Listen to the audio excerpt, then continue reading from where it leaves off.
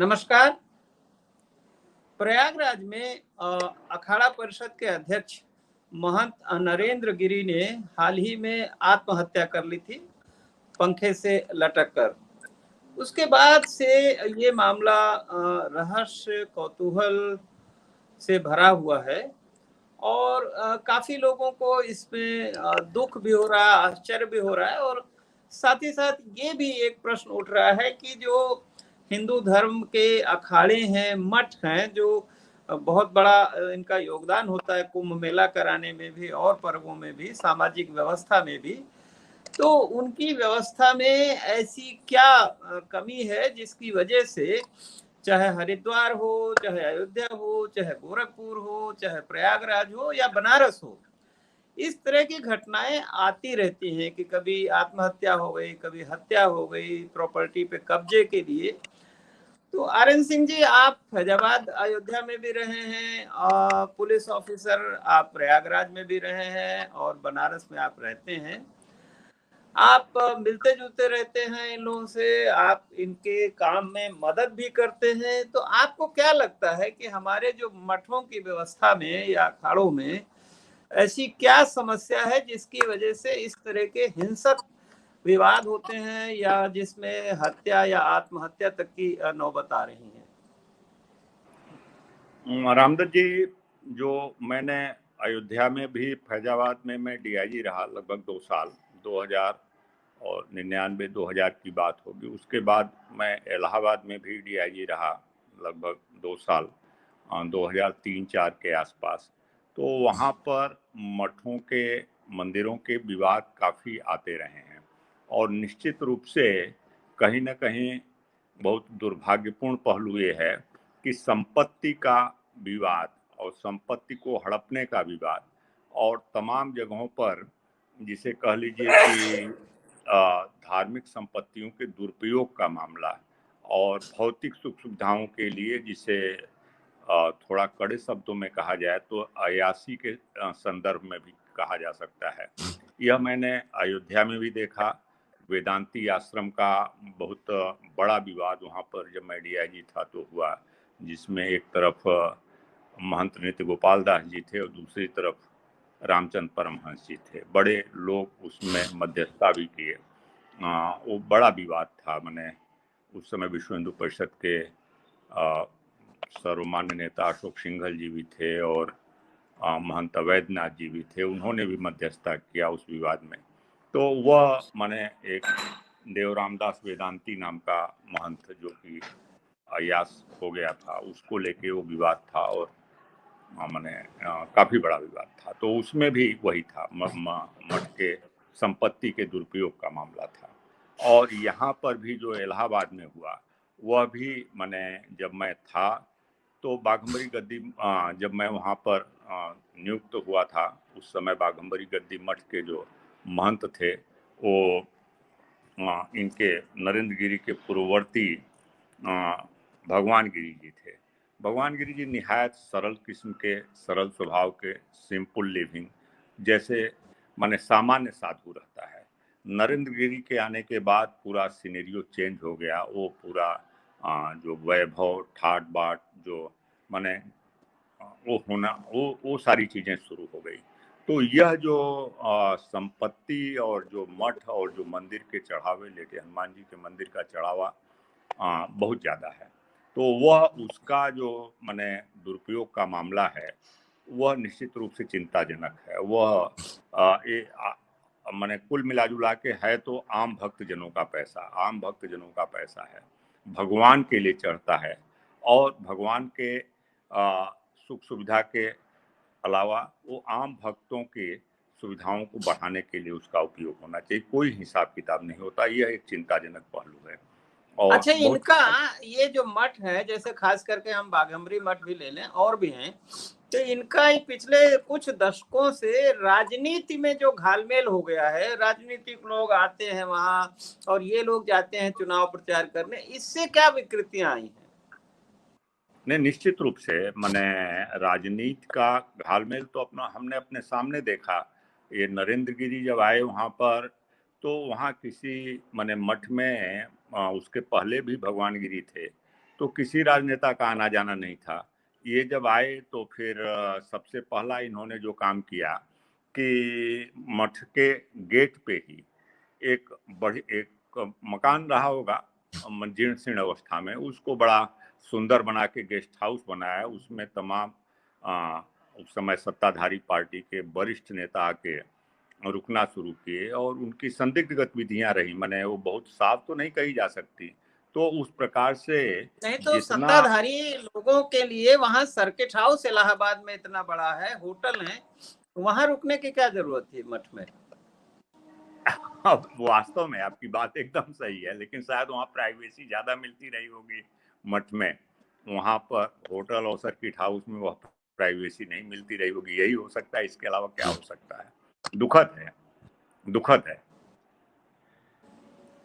लेकिन उसके जी बाद जी। लगातार बढ़ता ही गया और मैंने फिर ऐसा नहीं कि केवल उस समय के सत्ताधारी, जो भी सत्ता में आया ये लोग उसके साथ जुड़े, ये लोग उसके साथ जुड़े और उनके साथ काफी निकट का संबंध बनाया। और आपका भी नरेंद्र गिरी जी के साथ कुछ विवाद हुआ, जो लेटे हुए हनुमान जी हैं, वहां पहले आप लोगों ने वृक्षारोपण कराया, उसमें काफी कायाकल्प कराया, फिर उनसे आपका विवाद किस बात पे हो गया?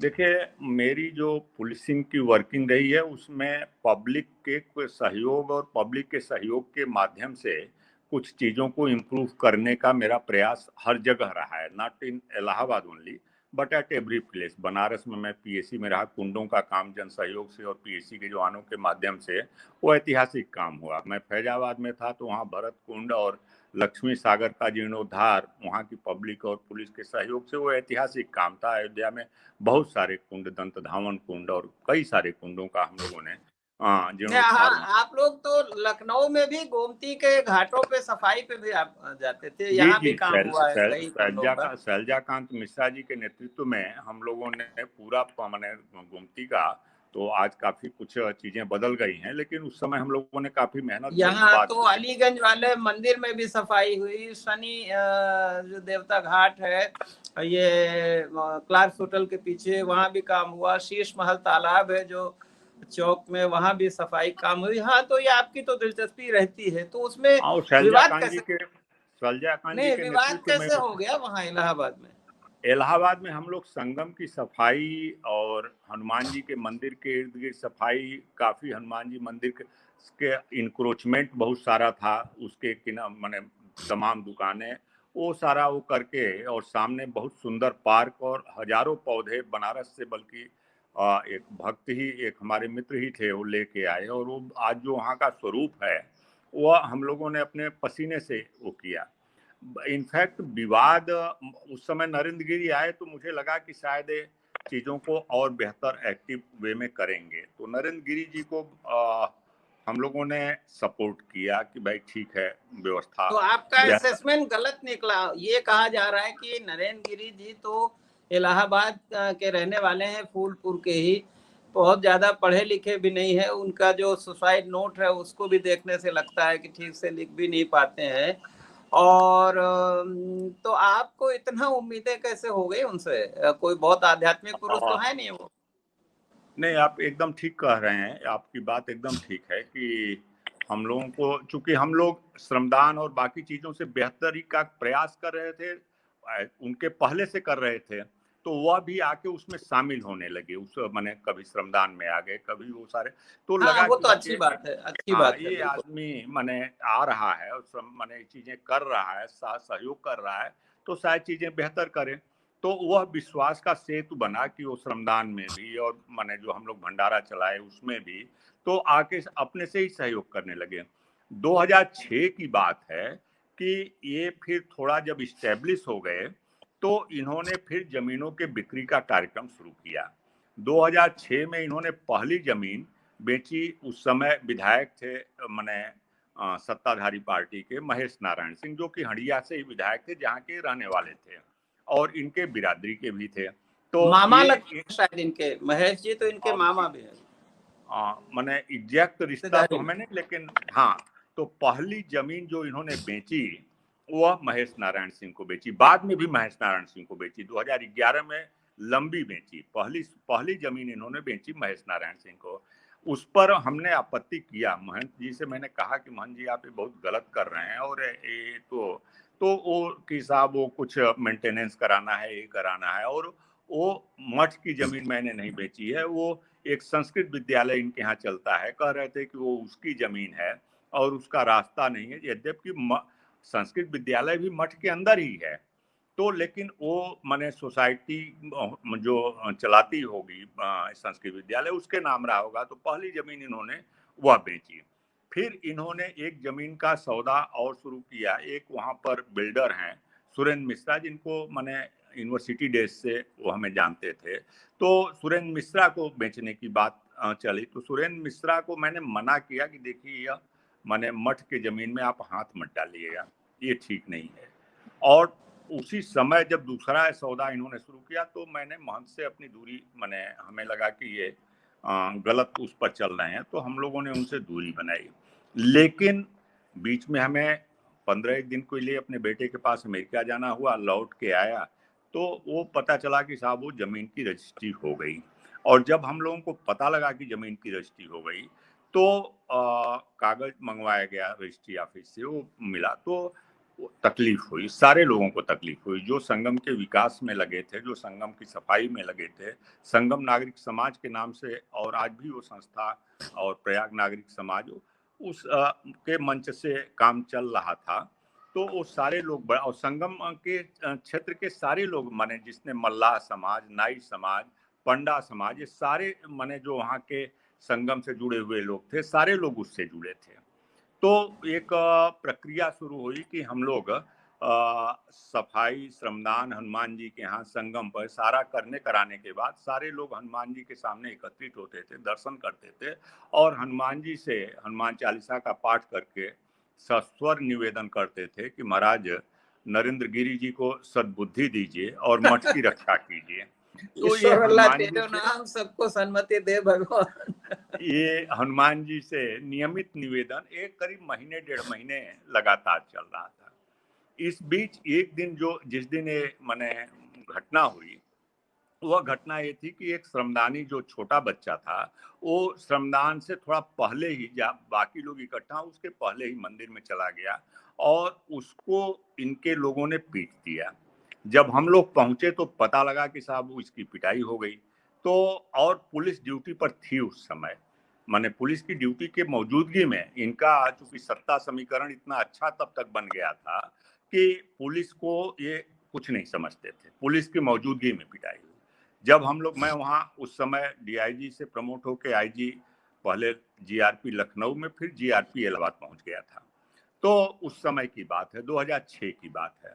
तो हम लोगों को तकलीफ हुई और हम लोग माने इनके खिलाफ क्या, हम लोगों ने पुलिस से के लोगों से अनुरोध किया, पुलिस के अधिकारियों से अनुरोध किया, टेलीफोन से बात हुई कि भाई ये जो आज की घटना है इसकी एफआईआर या पुलिस तस्करा लिखिए और जो उचित कार्रवाई हो करिए। पुलिस वाले टाल मटोल आनाकानी माने सत्ता के दबाव में कर रहे थे, जो पुलिस का एक स्वभाव होता है कि सत्ता के माने नजदीक लोगों को छेड़ने में उन्हें दिक्कत होती है।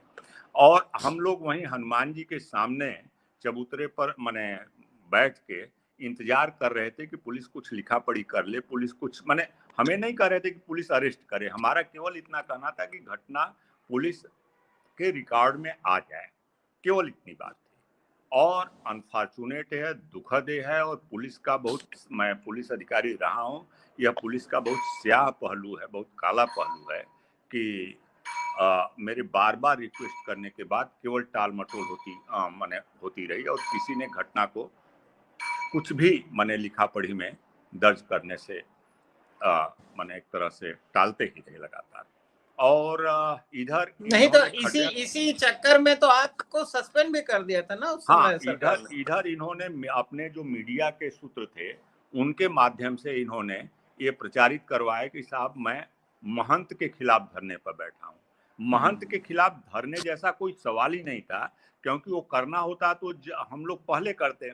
महंत के खिलाफ किस बात का धरना, मैंने महंत जमीन बेच रहे थे, मठ की जमीन बेच रहे थे, तो हम लोग उसके संदर्भ में निवेदन तो हनुमान जी से कर रहे थे लगातार, माने कि हनुमान जी इन्हें सद्बुद्धि दें और मठ की रक्षा करें। यह तो हम लोग पुलिस से केवल अनुरोध कर रहे थे कि भैया जो ये घटना हुई है उसकी लिखा पढ़ी आप करिए, माने उसको पुलिस रिकॉर्ड में लाइए। और पुलिस रिकॉर्ड में बात नहीं लाई गई, अंत तक नहीं लाई गई। और मुझे एक ही महंत के खिलाफ धरना दे रहे हैं, निलंबित कर दिया गया शाम तक। ये बड़ा हमें लगा कि चलिए कम से कम निलंबन के ही माध्यम से रिकॉर्ड में तो कुछ आया, कम से कम कुछ तो रिकॉर्ड में आया, भले ही निलंबन के माध्यम से। नहीं, लेकिन ये बड़ा दुर्भाग्यपूर्ण है कि एक IG, inspector general of police स्तर के एक अधिकारी को इस तरह से सस्पेंड कर दिया जाए, वो अगर सत्य के लिए या व्यवस्था ठीक करने के लिए कोई बात कर रहा है तो। जी साहब, दुखद है, बहुत दुखद है। और दुखद सस्पेंशन नहीं है, दुखद यह है कि सस्पेंशन तक पुलिस ने हमारी बात को रिकॉर्ड नहीं लिया। और माने पुलिस जो है वह एफआईआर नहीं दर्ज की, पुलिस की मौजूदगी में घटना हुई थी, उसके बाद भी पुलिस ने उसका कोई कॉग्निजेंस नहीं लिया। यह और दुखद है। सस्पेंशन तो मान ये उसके बाद आपको ये नहीं लगा कि हम नौकरी ही छोड़ दें पुलिस की, ऐसी जब ये स्थिति है, ऐसी पुलिस व्यवस्था में क्या रहे? कैसे अपने आप को संभाला आपने? आपकी बात एकदम ठीक है रामदत्त जी, ये भी लग सकता है, लेकिन मुझे लगा कि संघर्ष करना चाहिए और हमने संघर्ष का ही रास्ता लिया। और हनुमान जी पर विश्वास था कि हनुमान जी न्याय करेंगे। मुख्यमंत्री को लोगों ने बताया, और हमें कहने में गुरेज नहीं है, कि पंडित अच्युतानंद मिश्र वरिष्ठ पत्रकार, वो कुछ ही दिन पहले हमारे यहाँ आए थे, उनको घटना का बैकग्राउंड मालूम था। उन्होंने मुख्यमंत्री को पूरी बात बताई, और जब मुख्यमंत्री को पूरी बात पता चली, सारी बातें, तो 1-1.5 महीने बाद मेरा सस्पेंशन वापस हुआ। पूरी जांच इसकी हुई, जांच में ये जो आरोप कि हम धरने पर बैठे गलत पाया गया, मैंने पुलिस कार्रवाई का इंतजार मैं कर रहा था, और उसको जो धरना प्रचारित किया गया वह बात जांच से प्रमाणित हुई, तो उसका कोई मतलब नहीं था। अच्छा, इसमें एक और करेक्टर उभरा है इस पूरे विवाद में, वो है आनंद गिरी। तो थोड़ा आनंद गिरी के बारे में बताएंगे, ये कौन है, किस तरह के व्यक्ति हैं, और नरेंद्र गिरी से इनका क्या संबंध था, कैसे विवाद हो गया? आनंद गिरी को मैं जब डीआईजी था तभी से जानता हूं, लेकिन इसके पहले एक बात बता दूं कि ये आनंद गिरी और नरेंद्र गिरी गिरी नहीं थे, ये पुरी थे। माने आनंद पुरी और नरेंद्र पुरी, ये जो ये नरेंद्र पुरी थे वह हरगोविंद पुरी के शिष्य थे, और इनका माने इनसे भगवान गिरी से कोई लेना देना नहीं था।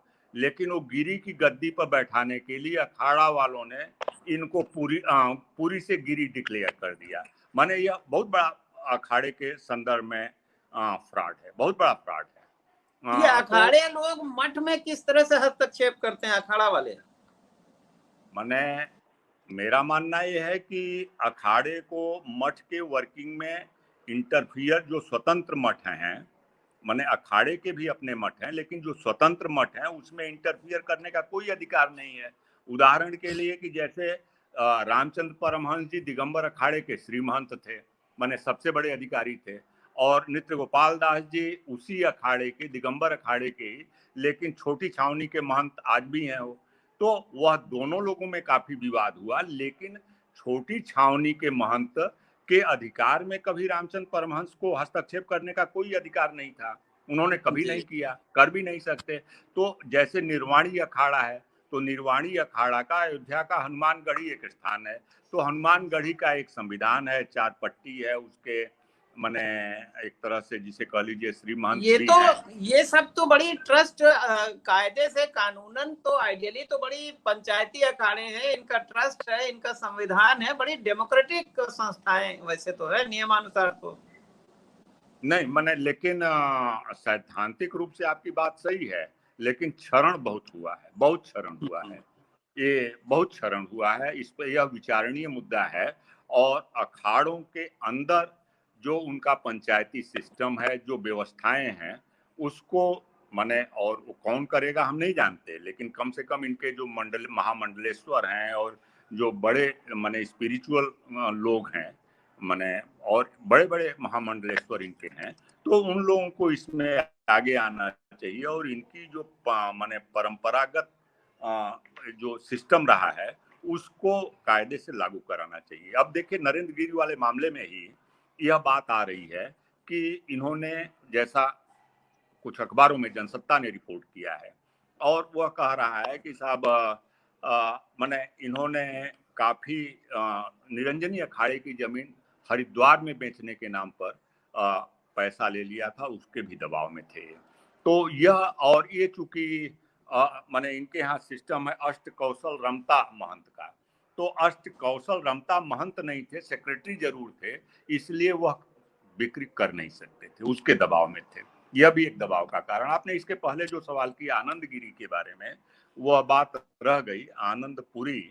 तो जब मैं वहां पर था तो एक दिन नरेंद्र गिरी मेरे पास आए और उन्होंने कहा कि साहब हमारा शिष्य, पहली बार जब मैंने आनंद गिरी का नाम सुना, आनंदपुरी का नाम सुना, वो बड़ौदा में हनुमान मंदिर का एक पुजारी है और पुजारी था जो इनके माने अखाड़े का मंदिर रहा होगा और वह कहीं गायब हो गया है उसका किसी तरह से, और ये काफी बेचैन थे उसका पता करने के लिए, काफी बेचैन थे।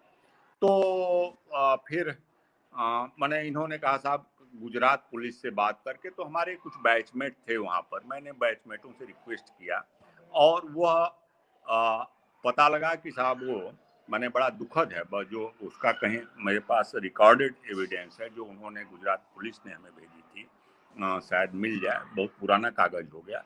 तो आनंद पुरी का उस समय का मामला यही था कि वो कोई कन्या वहां पर थी, कोई लड़की थी जो आती थी मंदिर में, वह भी उस समय गायब थी। तो ये दुखद, और जितना बेचैन हुआ, और वो ये बात कहते थे कि साहब आनंद मेरे बिना रह नहीं सकता और मुझे छोड़ के जा नहीं सकता, केवल आप पता करवा दीजिए। तो और वास्तव में ही हुआ, आनंद फिर 2-3 महीने बाद अपने गुरु के पास फिर हाजिर हो गए। तो इन लोगों का संबंध कैसा है ये समझ में नहीं आता, ये तो हमें नहीं समझ में आता। अच्छा, आनंद गिरी ने एक चिट्ठी लिखी है मेरे ख्याल से मुख्यमंत्री योगी आदित्यनाथ को भी, जिसमें उन्होंने कहा था कि मेरी जान को खतरा है इस विवाद के बाद नरेंद्र गिरी जी से। तो उसमें उन्होंने ये लिखा है कि नरेंद्र गिरी जी ने कई लड़कों को कई करोड़ के लाखों के मकान बनवा के दे दिए, तो ये कैसे मकान बनवा के दे सकते हैं लड़कों को? आनंद गिरी को ही बहुत उन्होंने दिया है, तो बाकी लड़कों को देंगे तो कोई ताजुब नहीं है। मैंने और जो ये तमाम संपत्तियां बेची 2011 में इन्होंने फिर बेचा महेश नारायण सिंह को, बहुत बड़ी प्रॉपर्टी, मैंने आधा से लगभग आधा से ज्यादा मठ की प्रॉपर्टी इन्होंने मठ के अंदर की जमीन, बाकी तो खेत बाड़ी जो बेचा।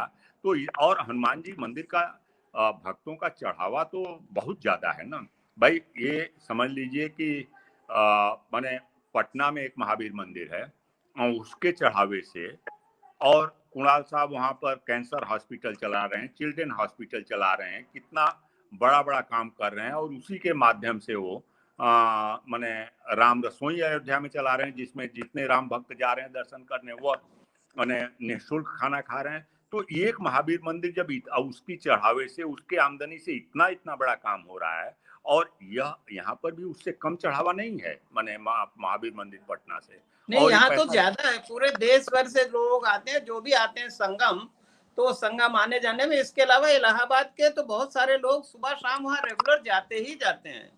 एकदम ठीक कह रहे हैं रामदास जी। और इसके अलावा भी कुंभ भी मिला है, कुंभ बीता है, हर माघ मेले में इसकी आमदनी कई गुना ज्यादा बढ़ जाती है, कई गुना ज्यादा। पटना में तो कोई कुंभ और ये सब नहीं होता ना, ये तो माने यहाँ पर तो बहुत होता है। तो इसकी आमदनी जा कहाँ रही है, यह एक ज्वलंत सवाल है। और इसके पीछे का एक बैकग्राउंड में और आपसे, कि ये जो निरंजनी अखाड़े ने गड़बड़ी किया कि वो विचारानंद जी, यहाँ के अंतिम विचारानंद गिरी अंतिम स्वतंत्र महंत थे, वो लखनऊ जा रहे थे, रास्ते में फूड पॉइजनिंग हुई, एक्सपायर कर गए। उनके एकमात्र शिष्य गुजराती ब्राह्मण शिवानंद गिरी जी महाराज, वो गुजरात प्रवास पर थे। मौका देख के मैंने निरंजनी अखाड़े ने एक अपना आदमी वहां महंत बना दिया, जगदेव गिरी जी को। और जगदेव गिरी के बाद भगवान गिरी आ गए, भगवान गिरी के बाद नरेंद्र गिरी आ गए। तो ये जो जगदेवगिरी से इंटरफियर निरंजनी अखाड़े का, और जो कहा जाता है, वो कहा जाता है कि भगवान गिरी तक, जगदेवगिरी तक यह तय हुआ था इन लोगों का कि हनुमान जी मंदिर के चढ़ावे का 25% जाएगा अखाड़े को। बाद में नरेंद्र गिरी ने वादा किया कि साहब आप हमें पूरी से गिरी बना दीजिए, हमें बना दीजिए, तो हम हनुमान मंदिर का 50% अखाड़े को देंगे। कहते हैं कि बाद में नरेंद्र गिरी मुकर गए, और इस चक्कर में सारे अखबारों में छपा है। 2006-07 में ही नरेंद्र गिरी को बाकायदे निरंजनी अखाड़े ने निष्कासित कर दिया, माने, और लंबे समय तक के अखाड़े से निष्कासित रहे। फिर किसी तरह से माने जो भी किए हों, पैसा लेन देन, नहीं तो जो ये भी जो किए हों। इतनी दौलत आती है, करते क्या है इसका ये लोग? क्या अपने परिवार के लोगों को देते हैं, क्या करते हैं? परिवार को भी देते हैं, अपने चहेतों को भी देते हैं, सबको दे रहे हैं, बंदर बांट कर रहे हैं साहब, बंदर और बांट इनकी कर। जो लाइफ स्टाइल है, देखिए हम लोग दक्षिण में जाते हैं, केरल जाते हैं, तमिलनाडु जाते हैं, आंध्रा जाते हैं, तेलंगाना, तो वहाँ इतनी सुंदर व्यवस्था है मंदिरों की, मठों की, आप रसीद कटवाइए, ट्रस्ट बाकायदे हैं, रहने का है। और हमारे ये उत्तर भारत में चंदे की व्यवस्था नहीं, कोई रहने के धर्मशालाएं प्रॉपर नहीं है, वहाँ मंदिरों में दर्शन की भी ठीक से व्यवस्था नहीं है। तो ये सब करते क्या है इस पैसे का? माने और फिर दुखद है, लोगों, नहीं दुखद तो है ये पैसे। हिंदू हिंदू समाज में फिर इनकी श्रद्धा कैसे बनी रहती है, जब सबको पता है कि ये ऐसा करते हैं, या नहीं पता है लोगों को? नहीं नहीं, आपको माने आपकी बात एकदम सही है, लोगों को मालूम है, लेकिन लोग अब कि भगवान में श्रद्धा है, ये लोग कर रहे हैं तो अपना फल पाएंगे।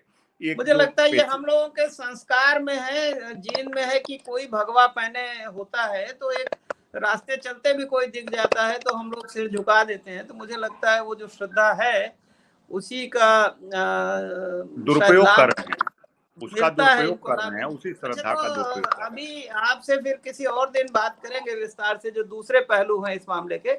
अभी सिर्फ ये बताइए कि आपके अनुभव से इनमें सुधार कैसे हो सकता है, क्योंकि ये केवल एक का मामला नहीं है। अयोध्या में भी कहते हैं कि बहुत सारे तो क्रिमिनल्स आके वहां साधु बन जाते हैं, और वहां बहुत हत्याएं कब्जे के चक्कर में होती हैं मठ मंदिरों के। सुधरे कैसे? रामदास जी, मेरा मानना है कि कुछ तो रेगुलेटरी सिस्टम गवर्नमेंट को बनाना चाहिए। हमारा ने जैसे बिहार में भी है राज्य धर्मादा, मैंने उसका एक बोर्ड है जिसमें किशोर कुणाल साहब राज्य मंत्री का दर्जा देके तो सारे मठों का कुछ रेगुलेशन देखते थे। बिहार में भी है, केवल यूपी में नहीं है, और ये दुखद पहलू है। कोई ना कोई रेगुलेटरी सिस्टम। यूपी में नहीं होगा और उत्तराखंड में भी नहीं होगा, क्योंकि उत्तराखंड में भी यूपी की ही विरासत है। हाँ हाँ, मैंने यहाँ नहीं है, बिहार में भी है, और हरिद्वार बिहार में में नहीं, ऐसे। हालांकि अब तो बद्रीनाथ में तो कुछ हुआ है, मेरे ख्याल से कुछ सिस्टम बना है वहाँ, सरकार ने बनाया है वहाँ। हाँ, पिछली सरकार ने प्रयास किया ही था, मैंने हम ज्यादा उसके बारे में नहीं जानते, लेकिन मैंने कुछ जवाबदेही का सिस्टम नहीं तो तो बनना क्या चाहिए। सरकार या चूंकि खास करके जैसे बीजेपी तो इनका अपना पॉलिटिकल इस्तेमाल कर रही थी, तो क्या इसलिए डरते हैं या सरकारें डरती हैं कि इन लोगों की व्यवस्था में सुधार नहीं करते, जो भी गड़बड़ी होने दो?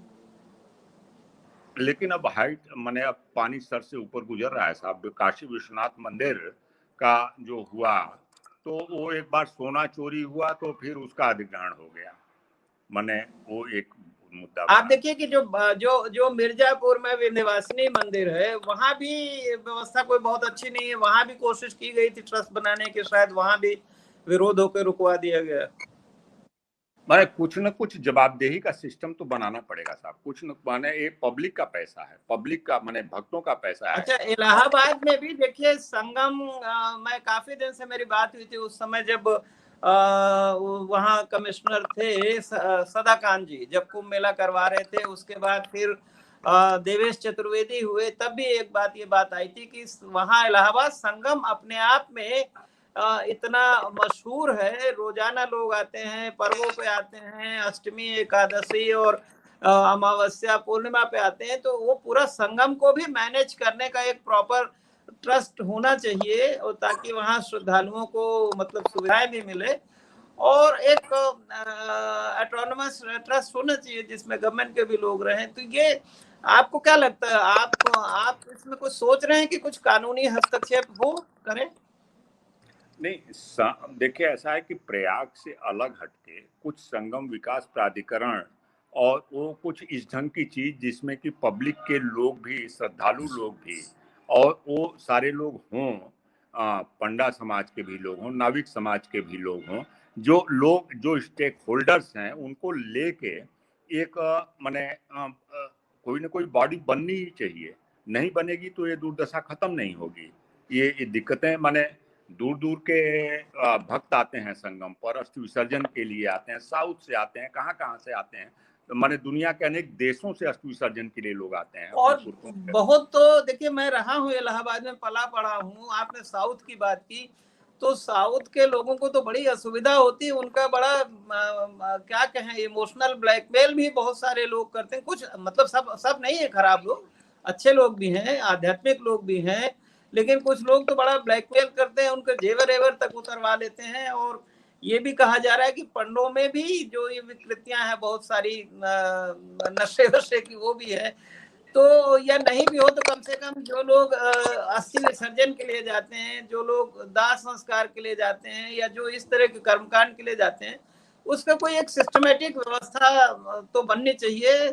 और मेरे ख्याल से आप चूंकि इतना इन्वॉल्व रहे हैं, तो आपको पहल करनी चाहिए, सरकार को भी कहना चाहिए, और आप तो हाई कोर्ट भी शायद इसमें एंटरटेन कर सकता है। नहीं, निश्चित रूप से हाई कोर्ट का ध्यान आकर्षित किया ही जाना चाहिए। हाई कोर्ट का ध्यान, और एक जो जिसे रिट के माध्यम से, पब्लिक इंटरेस्ट लिटिगेशन के माध्यम से हाई कोर्ट का ध्यान आकृष्ट किया ही जाना चाहिए। सरकार की अपनी कुछ पॉलिटिकल मजबूरियां हो सकती हैं, लेकिन हाई कोर्ट की ऐसी कोई पॉलिटिकल मजबूरी नहीं हो सकती। तो हाई कोर्ट का ध्यान अगर आकृष्ट होगा तो निश्चित रूप से कुछ न कुछ रिलीफ मिलेगा, ऐसा मेरा विश्वास है। नहीं, बहुत बहुत धन्यवाद आर्यन सिंह जी। और हिंदू धर्म के समाज में जो मठ मंदिर अखाड़े तीर्थस्थल हैं, उनकी व्यवस्था कैसे सुधरे, इस पे जो आपने कुछ विचार दिए हैं, उसके लिए बहुत बहुत धन्यवाद। और आगे भी आपसे हम बात करते रहेंगे। बहुत बहुत शुक्रिया आपका। बहुत बहुत धन्यवाद, बहुत बहुत धन्यवाद जी। प्रणाम जी, प्रणाम प्रणाम प्रणाम। सुनने के लिए शुक्रिया। पसंद आया हो तो कृपया लाइक करें और मित्रों से शेयर भी करें। अपनी टिप्पणी लिखें और नियमित वीडियो अपडेट पाने के लिए मीडिया स्वराज यूट्यूब चैनल को सब्सक्राइब भी करें। जय जगत।